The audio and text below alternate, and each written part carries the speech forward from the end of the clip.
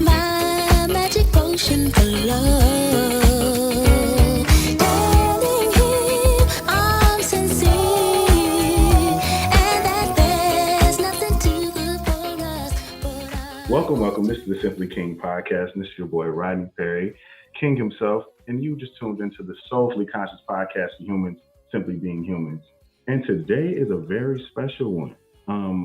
Not only am I, finally, bringing visual elements into my podcast, but I'm also not just doing it with myself, but with great guests as well. And today is a guest by way of, the magic of the internet. Shout out to Podmatch for actually, bringing us into the same sense of awareness with each other. Because I didn't know how it was going to work. I didn't know if it was going to be really I've signed up for something that hopefully becomes a resource, and I think that it's already showing to be one. So shout out to Podmatch. But today I have with me African Diaspora Sociologist, Child-Free Sociologist, Kimya Nuru Dennis. Dr. Kimya Nuru Dennis, and I want her to give more about exactly what that means and what that is. We're going to tap into that first. But first, how are you doing? I'm doing very well. Thank you so much for having me here. Yes, I'm so glad. I'm so glad that you reached out. And I really don't know. I guess what was it about? I guess my Podmatch profile that made you see some reason to connect. Black man. I could tell with the locks. No.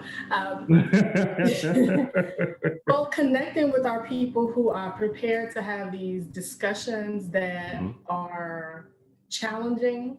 And I just saw it on Podmatch because there's so many people with podcasts. And a lot of people will say, theoretically, they want to have challenging discussions, but for real, they don't want to have challenging discussions. So I could just tell. I was like, let me contact. I like that. I'm glad I give that off. I'm so glad I give that off. And it's crazy because I do believe that, for doing podcasts as long as I've done, I'm realizing how many conversations that were a lot easier for me to do, but in the grand scheme were still very impactful because it's like I just either haven't heard many men just want to even have a conversation about this with anyone or about this particular topic, even if it was a solo episode or with a particular guest of expertise. I think it really puts in my head like, oh, I really am a very open and receptive individual, and I'm glad that that's what I'm bringing into this space. But first, let's talk about one of the I think probably the most maybe lesser known aspects of your expertise, being, well, at least lesser known to a lot of other people, and that's the child-free sociology. Tell us about the road that led you to this particular line of expertise to where that's something that you are now a leading expert on. Like, what led to this particular thing? I can imagine that it didn't start that way. Yeah, so I am a permanently child-free Black woman, and I'm also a child-free sociologist.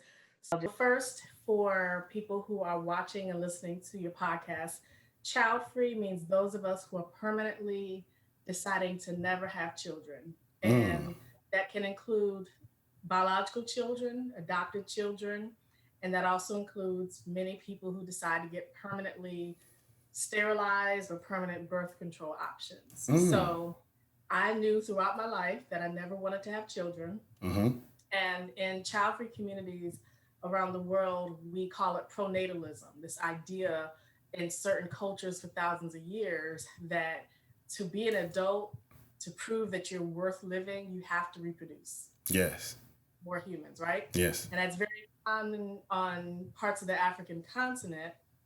And for Black folk around the world, this notion that, I mean, even things like the belief in birth control access. There are Black people who believe that white people created birth controls to do ethnic cleansing and genocide.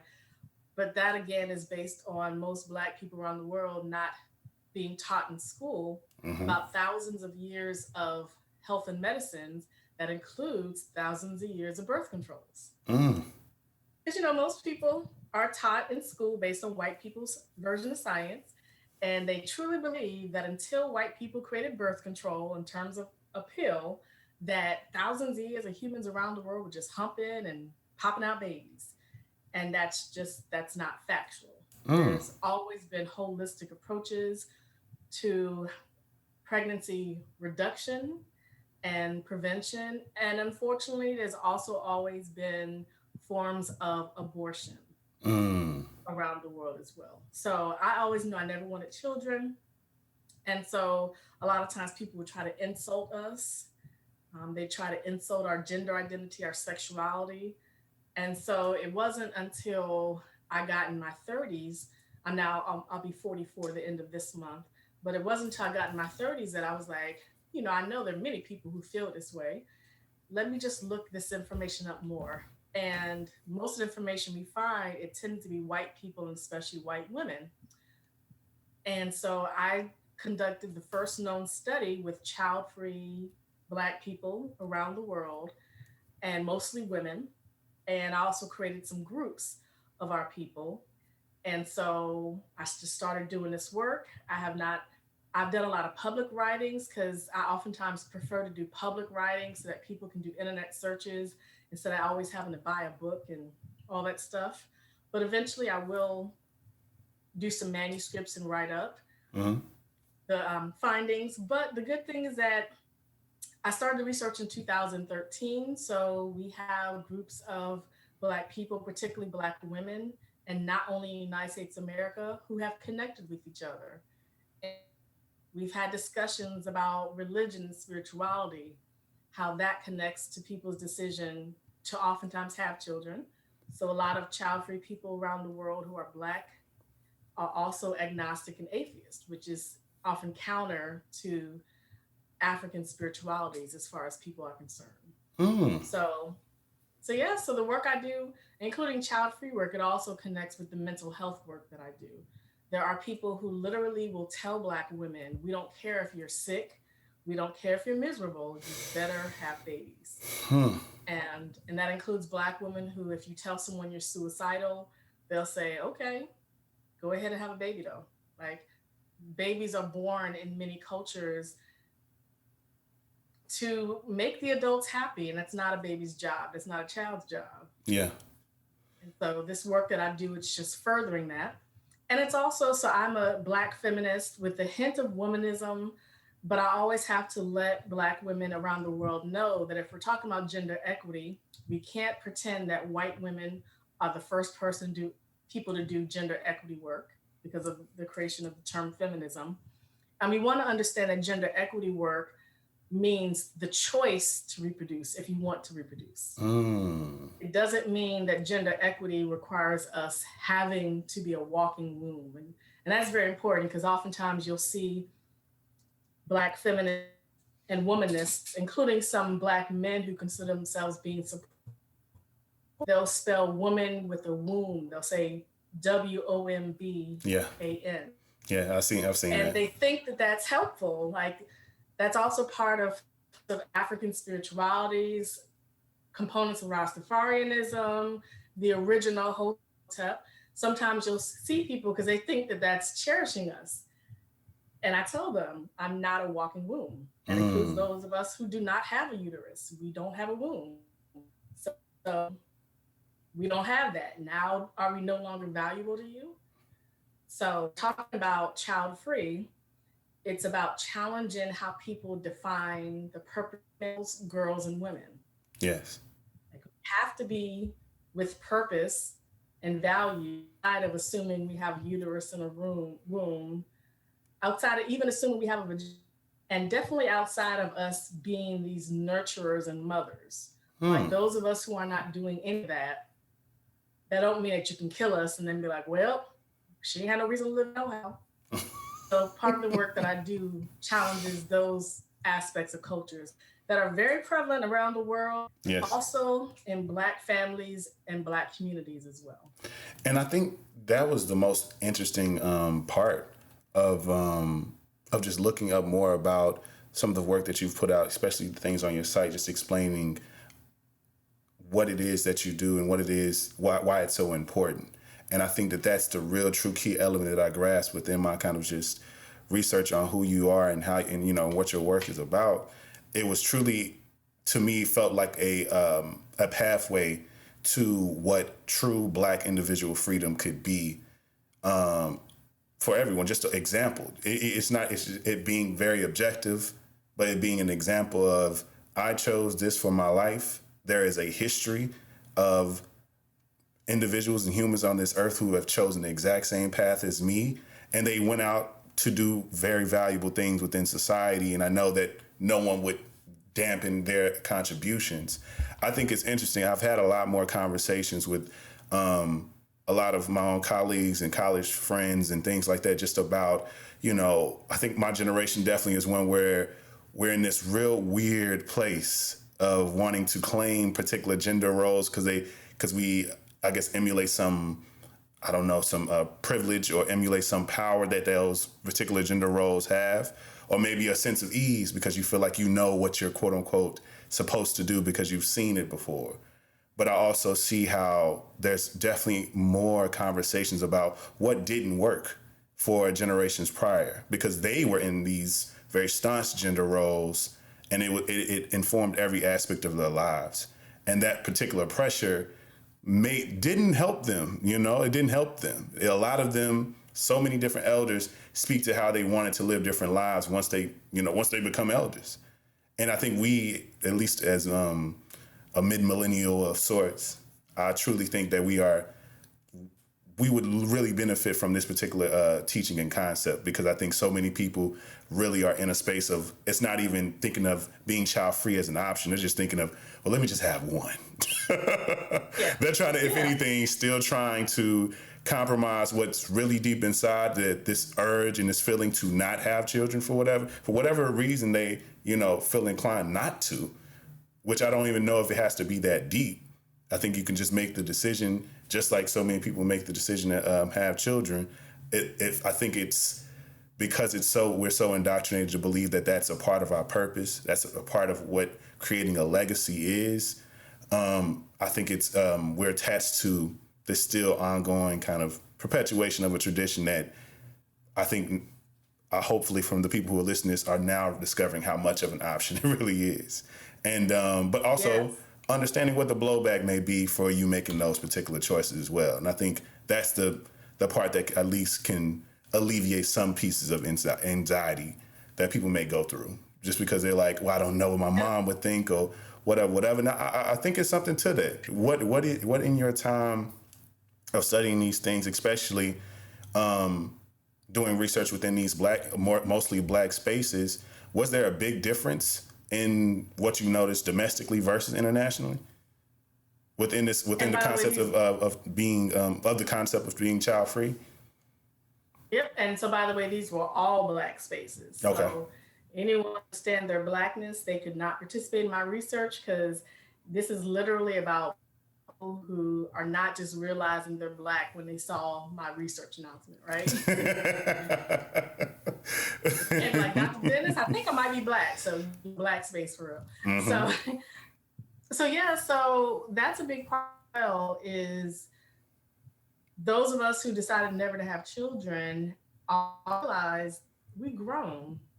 And that's a big cultural thing as well, because those cultures around the world where you're supposed to defer to your family and elders, and if they say so, it's factual. And if they say you better give them a grandbaby, you better.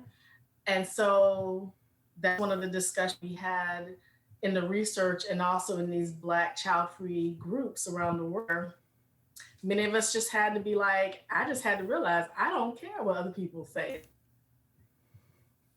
It's just that simple. Like, and that's a difficulty. So when I do like reproductive work, when I talk about reproductive rights in Black communities, and also when I teach Black students about it's very common for sometimes older Black students will say things like, well, that's the reason why all of us as women exist. And they say it like it's common sense, which is why I always challenge the phrase common sense. Because a lot of times when people say something is common sense, it's based on what they've always been taught is factual. Yes. It can be 100% false, right? And so I remember probably like 5-6 years ago, one of my older Black women students said, well, Dr. Dennis, sisters in here, children. Everybody know that. And a whole bunch of us was like, no, we not. Like, we're not. And she was actually shocked to hear that. Mm. And so in doing this work, and so by the way, there are Black men who participated. And one of the difficulties in this is some of the Black men did not want children, did not want to use birth control on their part. So they were, and they were dating Black women. And they said, well, if she gets pregnant, that's life. So that patriarchy as well, that teaches, you know, thousands of years and cultures where boys and all they gotta do is walk around with their penis in their hand and the rest is up to the girl, right? So that's also challenged with child-free work. Was there a different national and international? Yes, there were some differences. So nationally, United States, America, and Canada, we tend to have more access to birth control options. It's not completely equal access because birth control access still varies by socioeconomic status, which connects directly to race and gender and sexuality for people who are in same-sex relationships as well. But there's still relative more birth control access than in some nations. So if I interview people who are from the continent of Africa who moved to Europe, they will explain how they don't go back to see their family in Kenya that often because the first thing the family will do is say, you done been brainwashed by them white people and thought that you had a choice on what you do with your body. Oof. Man. So that's also a very narrow view of thousands of years of African people. Because again, there are cultures on the continent of Africa in which there were different gender identities, different gender non-identities, different sexualities, all that, right? Yes. So we also have to challenge that falsehood because it's oftentimes, because I am Pan-African and pro-Black, and it's very common for Black people, and particularly Black men and cisgender heterosexual Black men, to falsely present Pan-African and pro-Blackness as patriarchal. This idea that there was only one way to be a man or even a boy for thousands of years, which ignores our people for thousands of years who did things that if they did it now, they'd be called a punk or whatever, right? And so that really connects when we're talking about child-free work. A lot of the child-free people who participate in my research, they actually had to learn more about our cultures as people of African descent. Because again, they were taught a very narrow view that was based on pronatalism, this idea that to counter the effects of slavery, Jim Crow, and 529 years of white terrorism, they had to reproduce. And so that happens, like some cities, the Black communities are showing videos like about Margaret Sanger, who's the founder of Planned Parenthood. Yes. And if anyone's familiar with Margaret Sanger and Planned Parenthood in many cities, like when I volunteered for Planned Parenthood, they've intentionally made sure they're not doing what Margaret Sanger did. So Margaret Sanger intentionally had access to birth controls in poor environments, and especially Black environments. And that's back also when Dr. W.B. Du Bois, who's also Black sociologist and criminologist, was on one of her committees.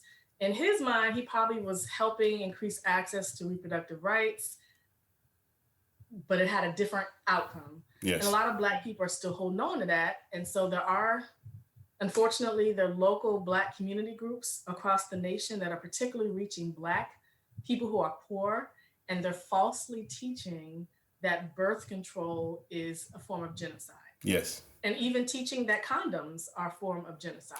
Yeah, which is extreme. Yes. So we have a lot of people, a lot of Black people, not just in America, but around the world, who are being taught that the only way to fight for our people is to go in there raw dog, humping, reproducing. Doesn't matter if there's sexually transmitted infections. Many of them are permanent infections. It doesn't matter if you're popping out babies. It doesn't matter if the babies are born with defects and disabilities. The idea is you're countering what's considered genocide. And so this child-free work for Black people really opens up a discussion of not only our individual choice to not to have children, Yes. but why so many people think that they can force us. Like, people used to say to me when I was younger, now I'm in my mid 40s, but when I was a little younger, they would make jokes, especially Black men. They would say, well, if you get raped, you can't control what happens. First of all, those of us who are sterilized, we're not going to get pregnant regardless. But the fact that you would use rape as a joke. Yeah. And second of all, I would tell these Black men, don't assume you can't get your ass whooped. Like, using that I mean, it's true. Like, using that cisgender heterosexual Black masculinity, Yes. pretending that you can go around raping everyone and scaring us into compliance, implies that you think that you can beat everybody else. Yes. And that's just not factual either, right? Yes. So that's another way that we have to challenge patriarchy. We got to challenge, that masculinity notion. Yeah. That's like, you're going to force us to comply. You're going to scare us. But as when I researched child-free Black people, a lot of child-free Black people come from cultures around the world where literally they're told they don't have a choice but to have kids. And if you don't comply, we're going to force you to have a kid somehow, which includes rape. Yes. And that's unfortunate, but that's also part of it. That is definitely a very stark difference, I guess. But it weighs on the levels of, overt and covert, because I believe it may not get to the point of literally rape within, at least within America at all times, but at least the almost kind of like family sponsored coercion of like, you're going to have a baby. We found somebody who's going to impregnate you, so we need you to just act right, be nice to the man, and give him some babies so we can have some grandbabies. And I think it's so interesting. I remember I was just saying to my mom yesterday just about breaking down to her just like what projections mean, and just understanding how no matter what in terms of communication, we have to see things through our own lens. She was like, I explained to her how like empathy and apathy and sympathy still have to go through you. They're not a matter of just an immediate human reaction. You actually have to feel, oh, something tragic happened to you. I feel sad for you. And it even may come from a place of juxtaposition, where it's like, if I was there, if I was in that position, I would feel this way. And that's where the reaction comes from. But I do think, I always wonder, especially in popular culture and truly in real life, because it's mirroring that, what is this? And I think it's because of, obviously, my male privilege, that I don't have to consistently think about these things, about like, oh, it's been a while. I haven't thought about when am I going to have some kids. And my sister, I guess, my sister had children early, so I guess my mom never really had the opportunity to kind of desire or be like, when y'all gonna give me some grandkids? So I really don't know the personal feelings and effects, and I don't believe my sister would say the same. But I do think it's interesting that I never have to think about those things. And I think most men don't ever have to think about, what role and place are we kind of acting within these things, and the role that we play within it is so faulty. It's not even like fatherhood is truly something that could be seen as, I think men complain about how fatherhood is, quote unquote, a respected status to be in, because it's like, you don't get great gifts on Father's Day. Fathers just have to be, they can be dumb, and they can be this, they can be that. And I think more men need to understand how we give those things life. I believe mothers and people who take on the role of mother for different people, there's a sense of demanding respect, because it's like, I'm raising you. There's this intimate sense of teaching and exchange. While I think for so many men, when it comes to especially procreation and reproduction as a whole, it's such a very passive or laxed role that we're at a place now where we give cookies to men who show up for their children as if that's, not the expectation, or that's exceeding the expectation, I guess. And what you're saying is accurate. Don't forget what you were about to say, but I do just want to say what you're saying is accurate historically and currently. There are going to be some Black people who watch your podcast and they're going to be offended by what you're saying because most of them deny that patriarchy, male men dominance, cisgenderism, and heterocentrism exist in African families and African cultures. They deny that. These are oftentimes the same people who claim that Black boys and Black men are the oppressed within our people. So they will not say that Black boys and Black men have male and men privilege, especially for cisgender heterosexual. They will claim that we are just adopting white people's criteria, which again ignores our cultures around the world for thousands of years. And there are Black men who will say that they are being unfairly depicted as not being good fathers. Why? Because of the white standards of anti-Blackness, particularly anti-Black men, which again, that ignores the fact that when we're talking about African people around the world, a lot of times when people talk about Pan-African pro-Black work, they tend to highlight the work done by guess who? Cisgender, heterosexual Black men. Right? Yes. Thousands of years of trillions of people, but they tend to only find the oral history and written work of cisgender heterosexual Black men around the world, including in USA and Canada. And this includes Black men who oftentimes spend most of their time devoted to their work based on this idea that the Black woman's going to raise the family. You can also talk about the Industrial Revolution, how that shifted Black men into the labor force, Black women as well, because we're talking about poor people having to work.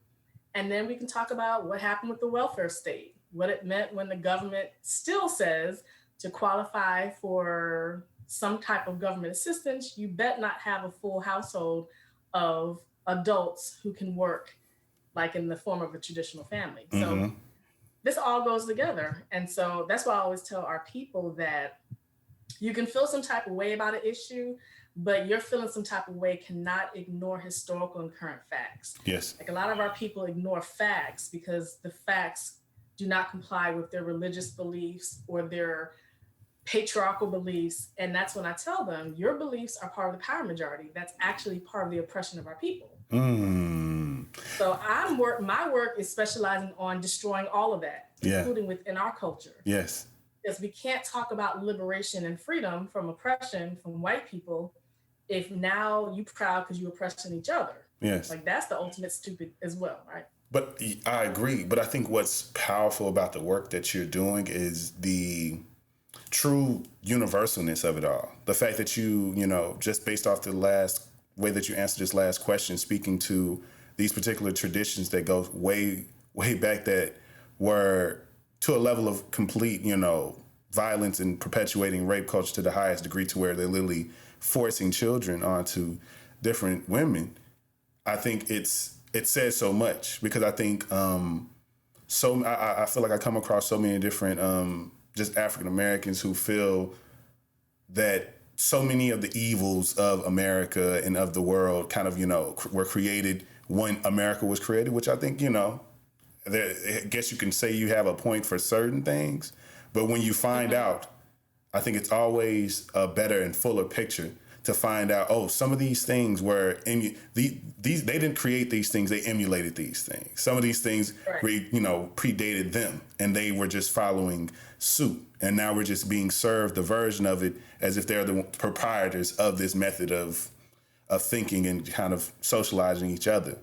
I would love to know, in terms of, the empowering aspects of this work, what have you seen from the different men and women who are pro child free? How can they speak to the advantages of making those decisions if they were, hard or easy, whatever that is? I think it's good to at least speak to those particular lives. And you being a person who identifies as that as well, I would love to know how you see the benefits of that choice that you made. Yeah, I mean, it's liberating in terms of being able to find spaces, particularly with our people as African Black people, in which you're not preached to about children.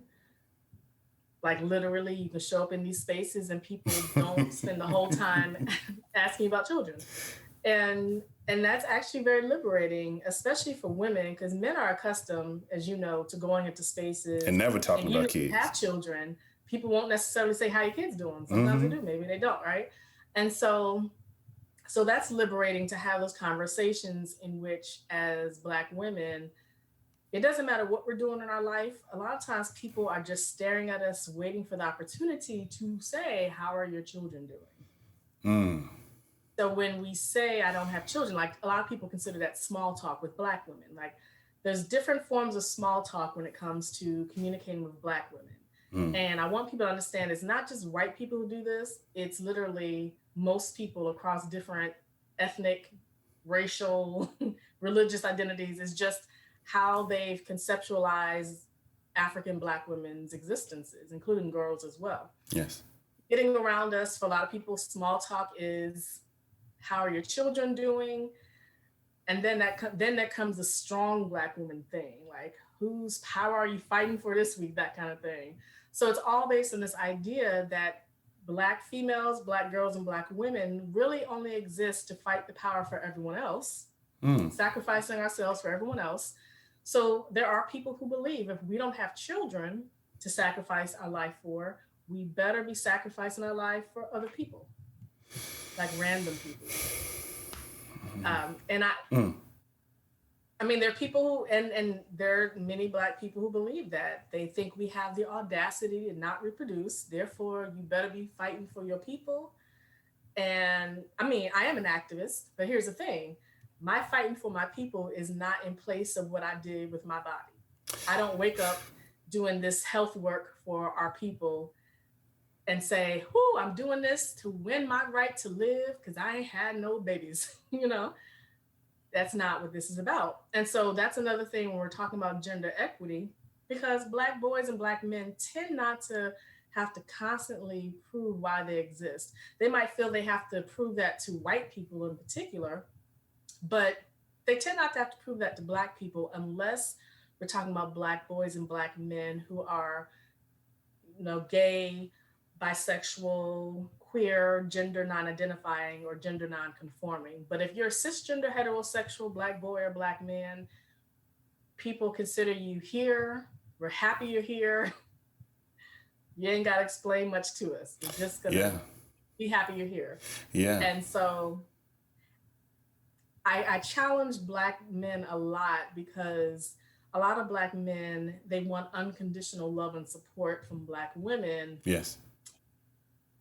And our unconditional love and support is oftentimes empty-handed. Like we tend not to get much back. Like we'll protest when Black men are abused. We'll do, you know, trainings to address Black men having cancer. But when it's time for Black women's health and defense to be the issue, Black boys and Black men tend to find a hobby to do or go to work or something because we're not considered as important. Why? Because of that whole notion of strong Black women. Even without support, we're expected to just show up with the baby on our nipple regardless, right? Yes, certainly. So this child-free work challenges all of that because there are Black women around the world and Black girls and females who don't have a gender identity who have noticed this in their families, in their communities, in their cultures, where they've been told to be silent over there, come support this, but if you need something, we don't want to hear it because we ain't got time. And so we're challenging all of that. I love it. I love it. And I hope everyone listening can tap into your work and tap into the idea, because I think it's even interesting to understand this particular mindset and approach. Even if that's not something that you emulate, I think there's a pathway to just, you know, to true individual freedom, you know, and whatever that looks like for you. You know, to me, I really do see this particular ideology, if this is something that you feel connects with you and you feel aligned with, is a true pathway in terms of our overall thinking of our community as a whole. You know, there's so many different, you know, quote unquote, seen as alternative choices of life that are off the beaten path or non-traditional, that I truly believe that would make people feel a lot better about their lives that they live. But they feel so just pre-designated to follow a specific path And if they get off that path, that brings them more anxiety than anything, because it's the unknown of what this possible freedom may bring to them. So it's like, I might as well stay on program. I don't know. I don't know I don't know if I'll make it. I don't know if I'll be okay. I don't know if I'll get the support. I don't want to lose the relationship I have with my mom, and so many different things keep people in this narrow space of living, instead of really truly accepting abundance and expanding themselves. And I really hope people take that in. But I do want to pivot very slightly to some of the other works that you do. And it's, I guess, truly unfortunate that so many different corporate spaces have now discovered what the words diversity, equity, and inclusion mean. They have always existed, and evidently that's something they should have, had memos and certain infrastructure on within their company. A lot of them are literally starting the work, quote unquote, the work, or making these particular changes, or trying to progress out of what they've been literally last year or this year or in the past few years, especially within in terms of the creation of the Black Lives Matters movement. I think that's where it started to feel a lot more visceral in terms of conversation politically and everywhere else. Because when I think about, things like affirmative action and all these very historically kind of very racially driven kind of practices or things, especially within corporate spaces, they always feel very spaced out to me, just when I think about unions and how that was 100 some odd years ago. And then I think about just being allowed to work in certain spaces and being able to be management, being able to become politicians. All these things felt so far apart from each other. These weren't very quick progressions that kind of all happened at once. And you also do work within this space. And the thing that I like the most about how you present and how you diversify what you do versus anyone else who says they're in the diversity, equity, inclusion space, I guess, in terms of teaching and instructing people on what that means. But you have results-based. You have results, a very results-based system. And I would love to know more about kind of, what that means. And because I think that's a very big difference from someone who literally comes in and, has probably all the best intentions, but are ultimately, the leaders of this kind of kumbaya, instead of truly leaving and everyone being impacted and having to do more work. And it being the start, and truly you seeing and being reflected like, this is where y'all at. And if you want to be better, these are the things you need to change. Tell me more about what's this results-based approach that you have, and I guess why is that the approach, and what's the biggest difference, I guess? Yeah, so my work is based on original work over the centuries. So it's not based on acronyms, catchphrases. It's not based on a book that's a New York Times bestseller. The 7 Simple Steps. Yeah, it's not based on the TED Talk that someone saw that was so cool. Mm-hmm. It's not based on trendy, cool stuff. It's literally based on the work that Indigenous people and African Black people have done for centuries, have been lynched for doing, have been fired from jobs for doing. I always tell people, when you're talking about gender justice work, when you're talking about racial justice work, when you're talking about sexuality justice, disability justice, it has to be based on work that's always been done before it became cool and trendy, and before there were such things as hashtags. Because that's the authentic work that people were doing before you could even get paid to do these trainings. Yes. I think about my Black elders, including the Black sociologists in my own life, who they're activists who started doing these racial justice trainings in the 1960s and 1970s. They tell me that we've been doing trainings with white people since the 1960s. Therefore, white people have had enough trainings, because if white people truly cared about racial equity, they would teach that to every generation. Yes. Because that's how racial equity works. That's how we change school curriculum. That's how we change school accreditation. That's how we train medical and health schools, medical and health policies. That's how we get rid of police departments. It literally is, you don't just attend a training and walk around smiling because you got a cookie. You literally are saying, damn it, I'm tired of trainings, which means the onus is on me to change these practices, do annual assessments of these changes, and make sure changes are really happening. That's why I'm results-based. It's not just a training. So when people hire me, they've trained already, and they're tired of nothingness.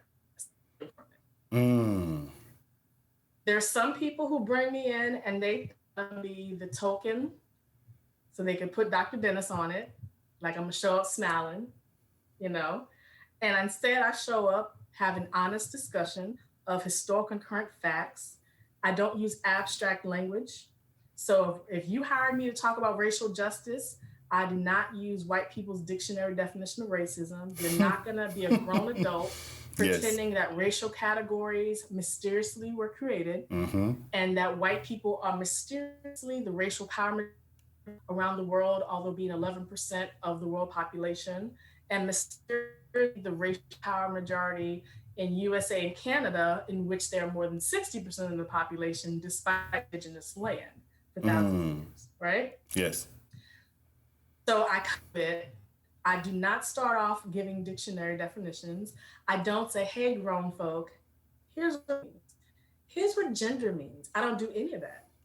As a college professor, even my students who are in more senior level courses, they know that you better have read this before you showed up. Because I refuse to waste hours of our lives that are uncertain already doing dictionary definitions or even textbook theories, because now people are fighting over a theory that Black people presented from the 1980s. This theory is based on centuries of Black activism scholarship. Critical race theory, right? Now white people on both sides are fighting over this, but the white people who are pro-critical race theory ain't doing anything to really change the curriculum without needing a theory as an excuse to not change the curriculum.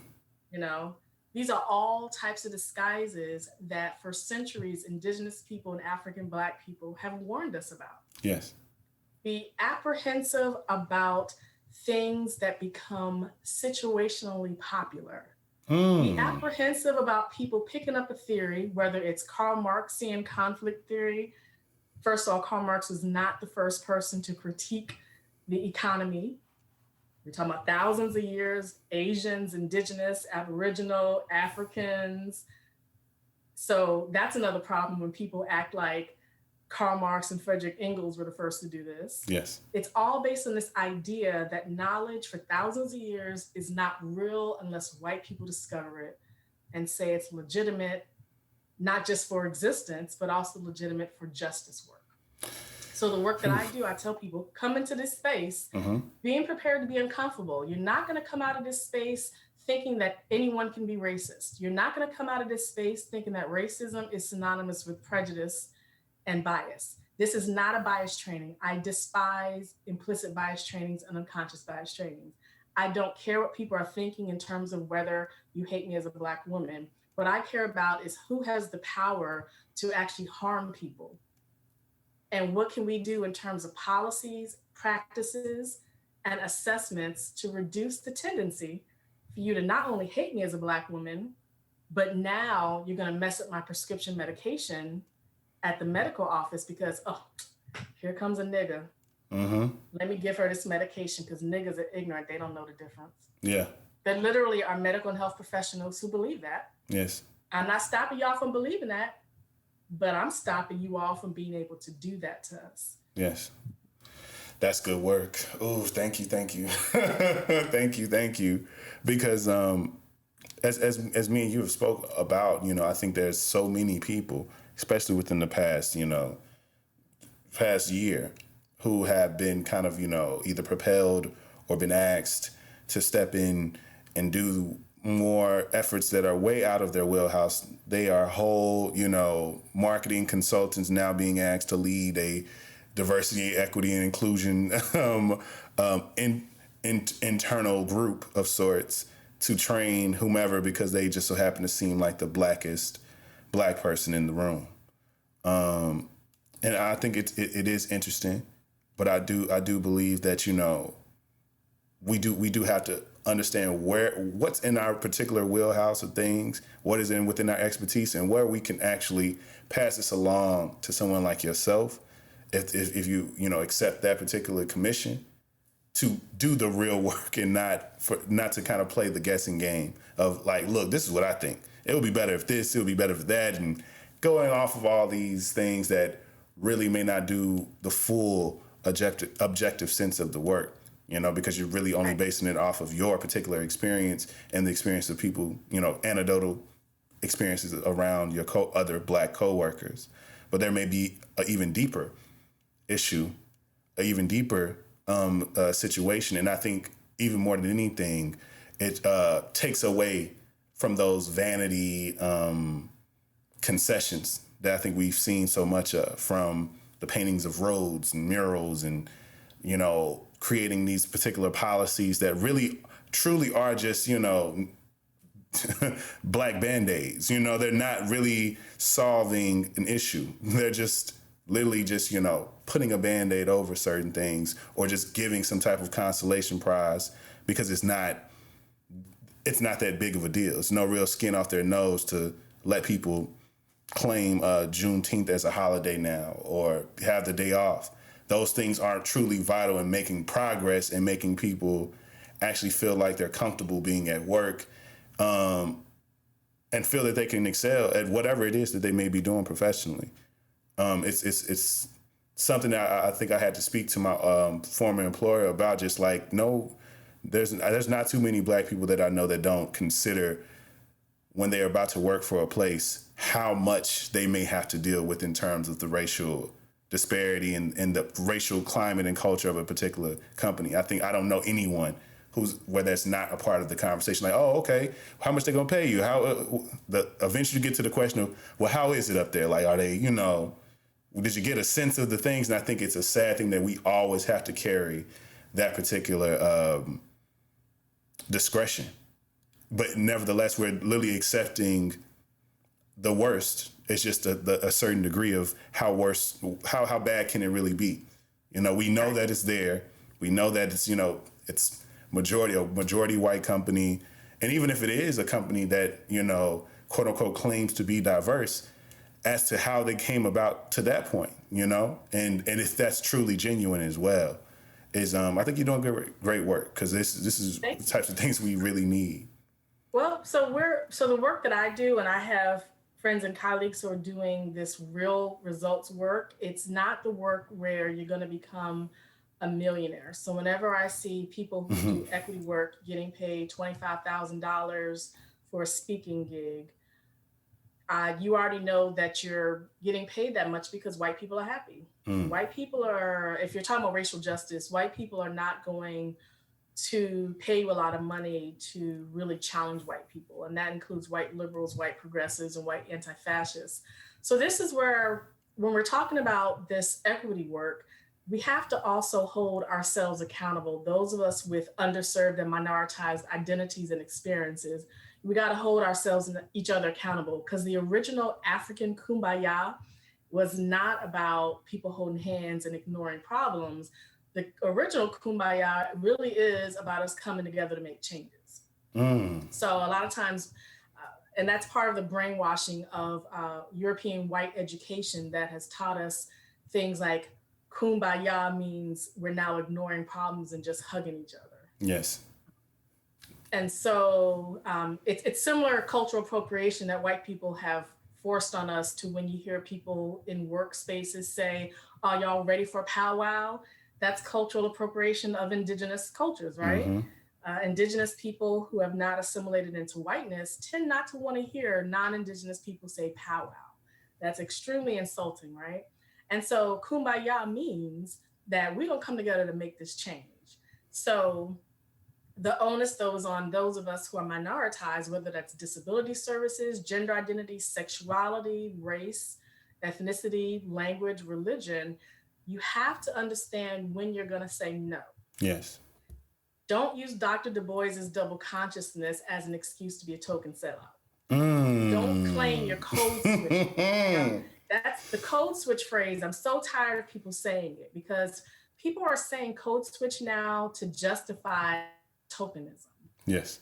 When I do this work, whether I'm presenting for medical and health professionals, whether I'm presenting for school officials, teachers, the moment white people get uncomfortable Mm-hmm. and angry, it tends to be the Black people who come to the rescue of the white people. White people can essentially cuss me out, call me a racial slur, call me a gendered slur.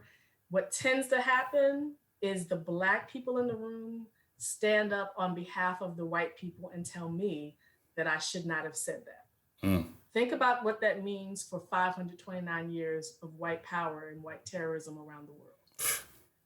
Think about what that means when I'm in this space to address racial inequity, disability services, and the people who are underserved and minoritized are coming to the rescue of the power majority oppressors in that space. Mm-hmm. They might use, I need to keep my job as an excuse. They might use, I need to finish this academic program as an excuse. Yes. But I always tell them, whatever your excuse for being a token sellout, you are now the template and the photo they will use on their marketing pamphlet. Mm-hmm. Because they will use you as an excuse to not make any changes. Why? Because the Negro attacked Dr. Dennis and rescued the day. Now we don't have to make changes. Yes. And this literally happens every time I do a presentation. The Black people in the room get uncomfortable on behalf of the white people because they have allowed white people's colorblind racism in that space. Mm. They have allowed white people to pretend that race doesn't matter. They've allowed people who have able health to pretend that disability doesn't matter. They've allowed cisgender heterosexuals to pretend we love everyone without noticing that the restrooms are mostly for cisgender people, that, you know, you either better be a man or a woman, and if you're neither, you better figure it out. Like, all of these are ways that oppressors operate every single day. They don't have to think about it because they consider it normal. And the underserved people oftentimes have had to adjust. Mm. And some underserved people literally get offended when those of us who do this work come into their space and bring up the tough reality that they've brainwashed themselves to ignore. So when I do this work, Yeah. I always tell them, I'm coming into this space. Like before COVID, Black people wanted me to come do these trainings for their workplaces. And I had to tell them, what are the demographics represented there? And they would say it's mostly white people. And I told them, be prepared for the white people to say no. And they were like, no, they're cool. I said, they're cool because you're not challenging them. Yes. Again, that's centuries. White people are always going to be cool, including white liberals. Yes. If you celebrate them, just like with the Black Lives Matter protests after George Floyd was murdered, Black people were easily impressed. So celebratory of white people showing up, marching. First of all, it was COVID, so most of the white people did not have to go to school, work, so they could show up. But the fact that Black people are so easily impressed, instead of congratulating the Black people in those spaces who are more likely and even killed by police for being there, they worshiped the white people. Mm-hmm. And then over time, the white people were like, okay, we've got enough praise. I'm gonna go back to pretending race doesn't. I keep telling Black people, we have 5 centuries of facts. Why do you keep needing to be reminded of facts? Because white people have no reason to stop. White people have no reason to stop, whether that's when you're at the grocery store or in a school business, police departments, medical health professionals. White people literally have no reason to stop if we're going to comply regardless. If you're going to show up for work regardless, if you're going to take that regardless, if you're going to comply regardless, white people are like, why should I put forth effort if yo Negro self going to be there tomorrow anyway? Exactly. And it's a trip. I think we live in a very dynamic world because I think it's moments where, you know, I feel like we get those real interesting glimpses of feeling like, oh, we may, you know, we can keep hope alive and we can do these particular things because we feel very much entertained and feel, I guess, at least our emotions being at least played with to a certain degree when we see these particular acts of quote unquote progression that occur, from tearing down statues and finally creating laws and things like this. I think for me, I think in the past, I say 4 years, I think it's when I stopped kind of, I don't know. I don't think I really ever had too many rose-colored glasses about America as a whole. But I think at a very early age, I didn't know how to question it. You know, I didn't know what to even say back. It just didn't sound right. Just literally the stories of certain things and the teachings within class genuinely felt, I don't know, like some information was missing. Or something was just, it just didn't sound right to me. And it could have been just the sheer, you know, lack of hearing so much about myself and hearing so much about conquest when you're talking about American history, which to me, at least growing up in the part of the South I did, it felt like that was much of what American history was. It was, we founded, we conquest yet again, we established more conquesting, we had some beef with some indigenous people, still more conquesting, had beef with a different type of indigenous people and another part of them. And it just kept becoming a story of conquest, conquest, conquest. Just true, just dominance. And I think for me, it was just kind of, something just felt so faulty about that particular narrative and felt dispowering about that. But I think at a very early age, I didn't know the verb. I didn't have the language or the verbiage to even challenge, you know, my teachers in high school and all these different things about these things. And I think that's a big thing for me, that I think I want my nieces and nephews and my own future children to be really informed about, really have a true sense of the world that they live in. Because I think to me, it's interesting that people coddle children to the point of, you know, where they truly have to come into the learning about what America really is at a time where they could have already known. You know, they're in their teens, they're in college, and now they're learning all these things, having this kind of awakening of sorts, as so many people do. And I always wonder the demographics of those people who just realized that then. So when I meet Black people who are just learning facts when they get to college, like if they took my course, I am outraged. I'm not only outraged at them, but I'm outraged at their family. Yeah. For me, I'm born and raised in Richmond, VA, which is the second capital of the Confederacy. So my parents, Black educators, Black activists, they taught my brothers and me, starting in elementary school. They required us to watch BET News back in the day when BET had news. They required us to watch Tony Brown's Journal. Black folk, if you're watching this, go to TonyBrownsJournal.com and see one of the most prolific Black journalists and see all the work that he's done since the 1960s, 1970s. We were required to look at all of that. We were told not to rely on what the school teaches us, because although my brothers and I went to predominantly Black Richmond public schools, they're all white controlled. Every single school in the United States of America and most of the world, they're white controlled. That's based on what's in the libraries, including on the continent of Africa. Whose science are you learning? Whose version of mathematics are you learning?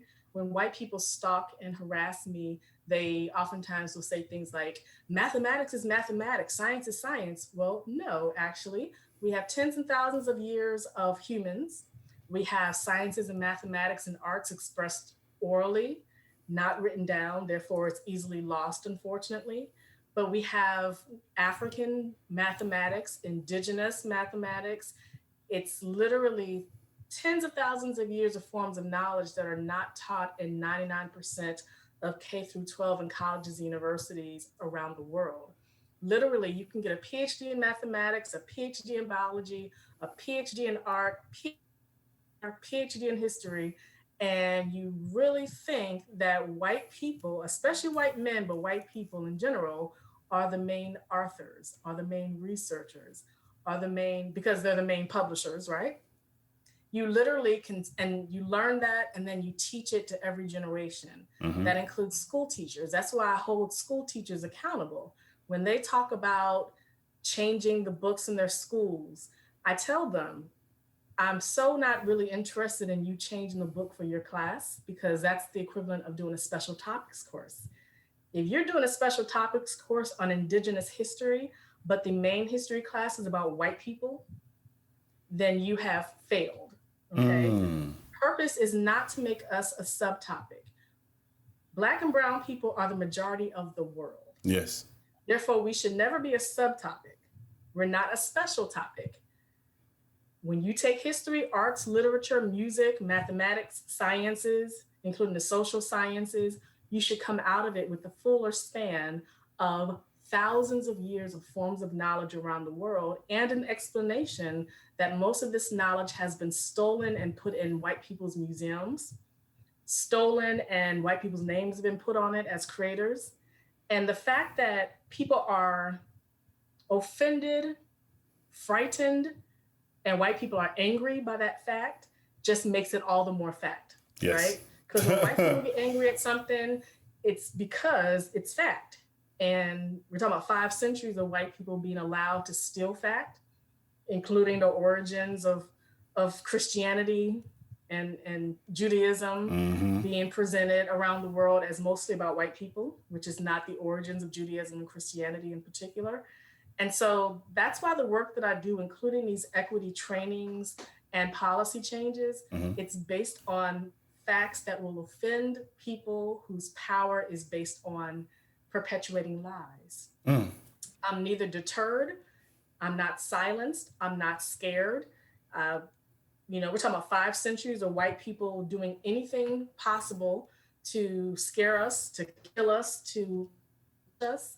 And those of us who are not silenced and scared by that are the law, because they're accustomed to Black people marching down the streets in protest, but still going to school and learning white people's version of the founding of this nation. And that's why now we have to challenge ourselves and each other to be consistent. If you marched in protest yesterday about knowledge, but then the next day you took an exam in which you were falsely pilgrims, your compliance with that exam erases the protest that you. So that's the consistency that we need. And we've centuries, the importance of consistency. White people are going to keep doing what they do. Same thing if we're talking about sexuality and gender. The power majority is going to keep doing what they do, and you've been brainwashed to believe that inconsistency is valid.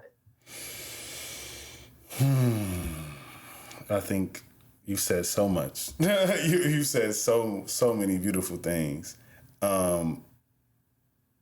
Because I think truth is beautiful, even if it's hard for some people to take in and hear. But I think we can't really sit in this sense of willful ignorance, especially with our own community.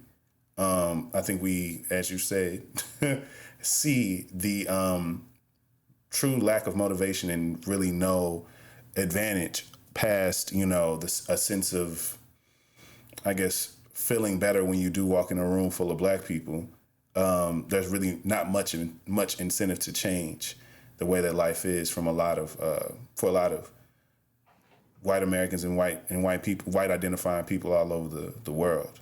I think they're definitely blind and drunk to the power that the positioning and of their identity really holds in the world that we live in.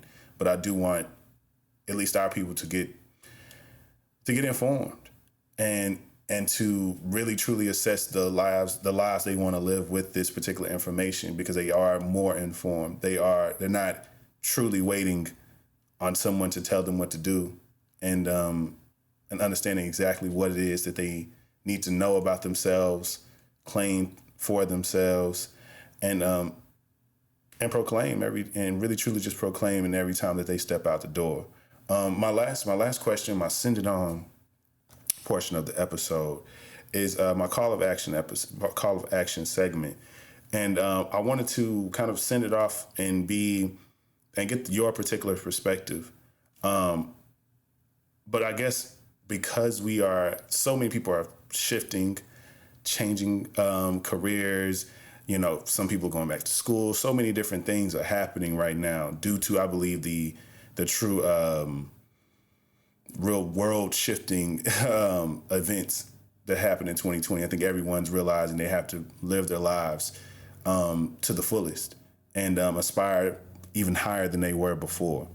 And so my send it on question to you would be, how does a Black person pursuing new employment, assess the true culture of that potential new employer? How does one truly understand, like, yeah, this isn't going to work, this is going to work? What tools or what information or what sense of discernment do you think people should kind of walk into those interviews with?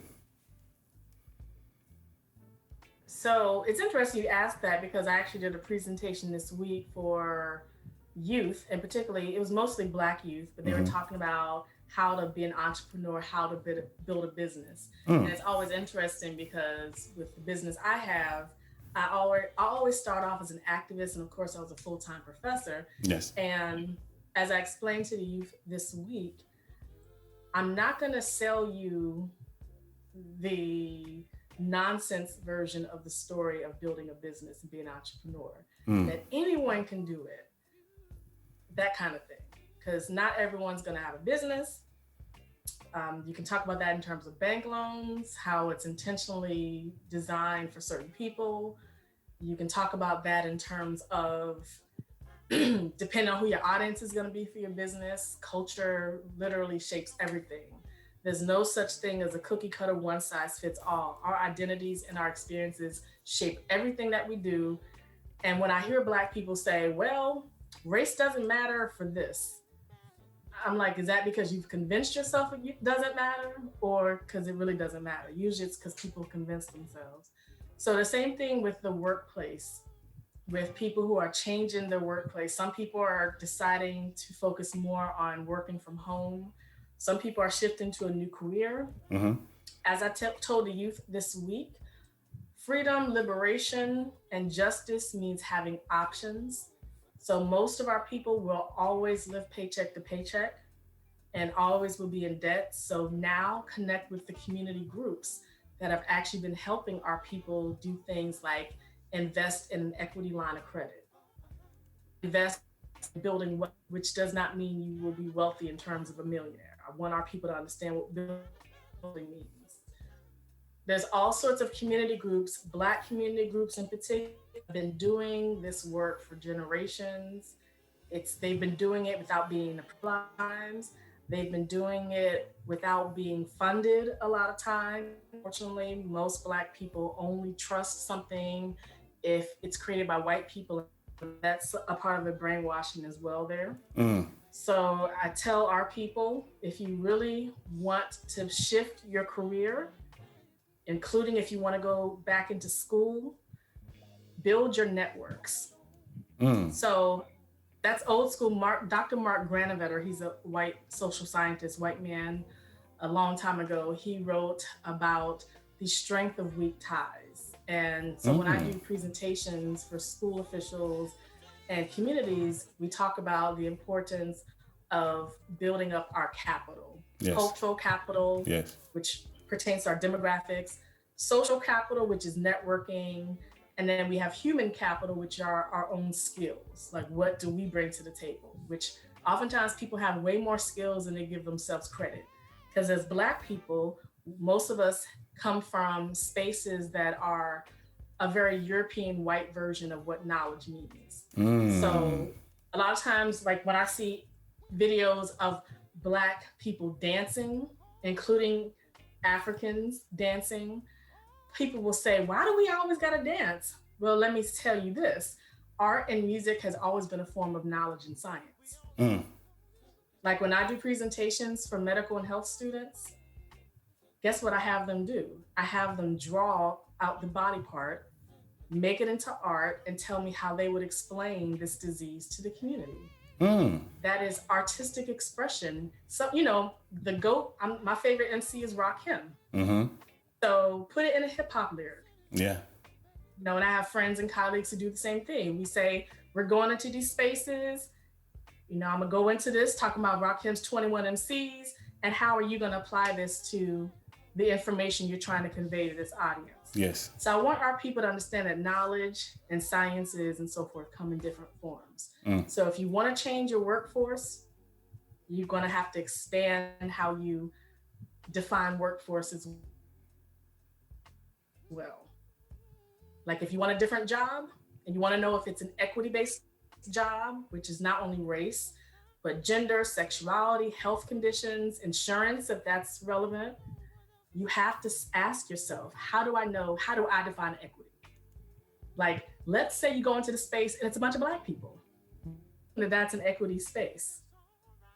Because you can go into a space where it's a bunch of Black people who hired you and everything they do is designed by white people. Their funders may be white people.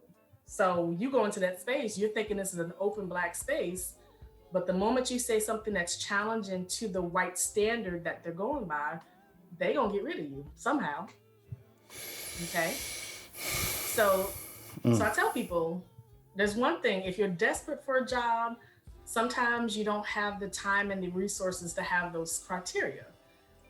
But this is where I also tell our people the importance of saving money, which is why we have Black organizations in many cities that are teaching our people to save money so that if you need to make a life transition or need to pay some medical bills, you're not desperate. Yes. Because the oppressor loves desperation, right?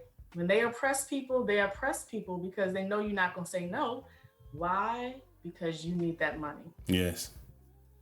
So changing your workforce, I literally tell people, get everything out your mind. This is like a mental health session. Get everything out your mind and put it on paper.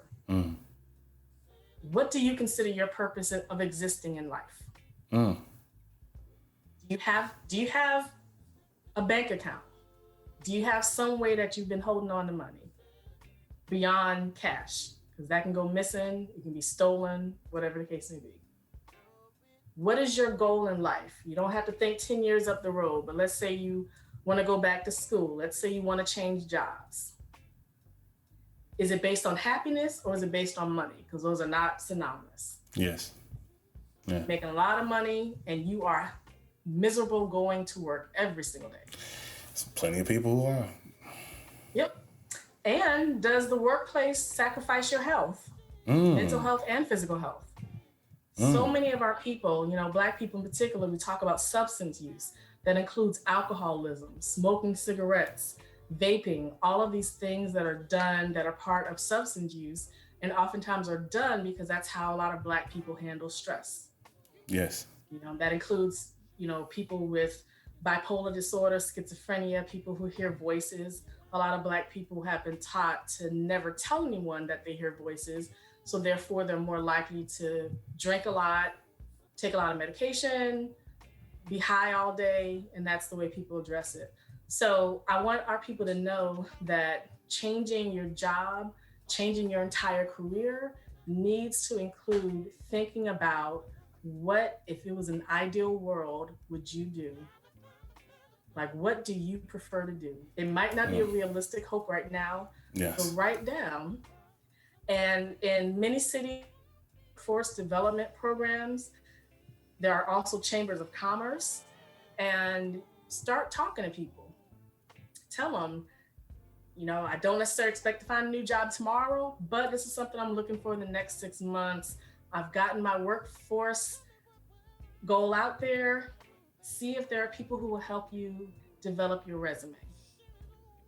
See if there are people who will help you change your career. Over the years, I've done career development with my students, mostly Black students, and I'll do a session where it goes back to that Granovetter strength of weak ties. I'll say, okay, all of y'all are in this classroom, ain't none of y'all talking to each other. Now I want you to talk to someone who you've never seen before. Black women in particular, introduce themselves to each other, and guess what? Many of my students have gotten jobs because they learned that someone who was in the same classroom is the person who hires people for the job. Mm.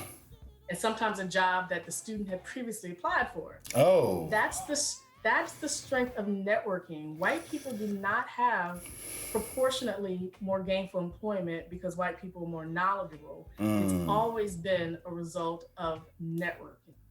And if anyone's interested, sociologist Dr. Deidre Royster, that's Deidre Royster, Royster.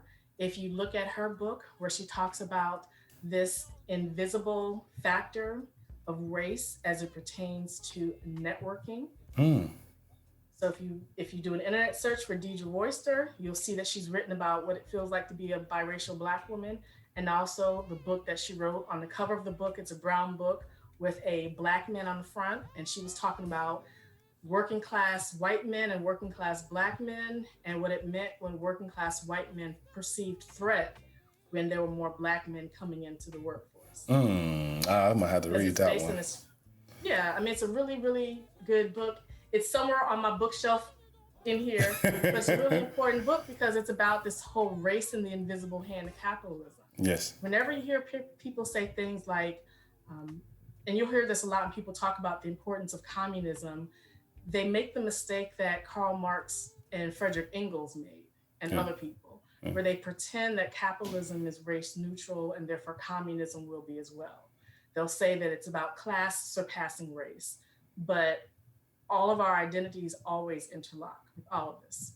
So for Black people who are preparing for that workforce shift, you want to network, you want to not just talk to the people you already know, but talk to the people you've never met before. Email some people, you found their information on a website, you might have gone to a business networking event from meetup.com or Eventbrite. Black people have a tendency to be very nervous and you never talk to, and that's especially for Black women. And so I tell people that they need to meet people who they've never met before and introduce themselves to people they've never introduced themselves to before. And Black people are more likely to not do that. And you know, I received that, and I take that in as definitely instructions that I needed now more than ever. Just because I think, you know, coming out of the pandemic, making a lot of major changes in my own life, I think that's something that I really, really needed to hear as some really great advice. Because I definitely think in terms of day-to-day lifestyle is what I think I put a lot of energy into. But and in terms of how I want my life to be, and I think I'm realizing how much of that particular approach has to go along with the work that you do too. And if you want that to be different, if you want that to, you know, for you to gain more from those things, not even the easiest way, one of the best ways is to truly change the people that you speak the most to people that you now have access to get whatever, you know, either nuggets of information to then further to your next step, or truly be someone to help you move to the next level. Even if it's just truly just being a person to, you know, converse with about your field. Thank you. Yeah, it's, you know, taking time to not expect quick goals. Because when we're talking about that strength of weak ties, like Dr. Granovetter talks about, and then we connect the Deidre Royster's Race in the Invisible Hand. Yes. And all that work that has been done over the decades. Black people have a tendency, when you tell Black people to make certain connections with people who they consider random, they be like, I don't know that person. And they're afraid of showing up in a spot and shaking someone's hand and the person be like, who you? Yes. And I'm like, look, success literally is difficult.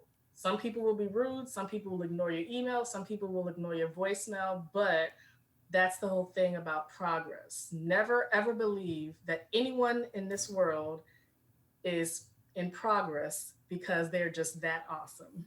You know, that's a very, you know, like when people, like white people in particular, when they progress in careers, or when white people, or anyone, but oftentimes it's white people who tend to pretend that they progressed as a CEO, or they got a PhD, or they became wealthy because they're awesome. They might have come from wealth, or they might have come from poverty, and being white buffered the effects of working class. we always have to remember there's no such thing as a human who gets to where they are in success because they showed up smiling and they're just so knowledgeable. There's always a need for people to understand how knowledge develops and how networks develop as well. And so I don't want to be scared to build those networks as well. Yeah. Yeah, I received that, and I hope everyone listening receives that as well. Before I let you go, I would love for you to tell everyone how they can support you, how they can just pour into you in whatever they can. Please let everyone know. Thank you so much. So you can go to 365diversity.com to look at my website. When you scroll down, I always have to tell people to scroll down for some reason. A lot of people don't realize when you scroll down, there are photos. You can find my health equity resume, my general resume, and guess what? There's many links to podcasts. So eventually this podcast will also be on my website. So Hey. 365diversity.com. You can email me at kimya@365diversity.com. So that's KIMYA@365diversity.com. You can find my public writings and everything also on my website. And if you want to donate, you can donate to me via PayPal, Cash App, and you can actually email me if you have any questions about that. Also, I'm 100% about collaborations. I do not like when people consider themselves the inventor of something that has been done for centuries and thousands of years. So all of my work is about collaboration. So for racial justice, I collaborate. For gender justice, I collaborate. For sexuality justice, for health justice, I collaborate. And if you want to collaborate, you can contact me with that as well. Just keep in mind, my collaborations do not involve censorship. So if you want to collaborate, but you gotta, if you're one of those people who wants social justice, but it requires white people to be happy and men to not be challenged in terms of gender equity and all that stuff, we will not be able to collaborate because it's impossible to talk about dismantling oppression if the oppressor is still in power. And I want people to understand that because, a lot of people act like they act like they're in elementary school. They can't comprehend like health equity that dismantles the power majority. Because if we're talking about 529 years of medical racism, you can't get rid of medical racism if white people are still the decision makers for medical schools. Yes. Or medical facilities. That it's impossible to have equity if the people at the top are still at the top. That's not equity. That's people giving you permission to live. And I don't know about you, but I don't need white people's permission to live. I don't need men's permission to live. I don't need any of that. So there you go. And I'll take it. If you don't know, now you know. You can look at the Simply King podcast now, streaming on YouTube, but also you can listen to the Simply King podcast everywhere podcasts are streamed. Make sure that you like, rate, and subscribe. Make sure that you go to all of the sites that Dr. Kimya Dennis let us know all about. I'm gonna make sure I put those in the description below. No matter where you're listening on, you'll be able to get to her even quicker if you're listening to this now. You can follow me everywhere at Simply King Pod on IG and Kings_memoirs everywhere else. Please make sure you do the one thing I need you to do, and that's share. I make family-sized content, and you would be very remiss if you ate that whole bag of chips by yourself. Please give a little bit to somebody else. Just give a chip or two. And I appreciate you, and I really, truly enjoyed this conversation. I know that it was definitely impactful for so many different people. This has been the Soulfully Conscious Podcast for humans, simply being humans. I've been Rodney Perry. This has been Dr. Kimya Nuru Dennis, and this has been Simply King. Peace.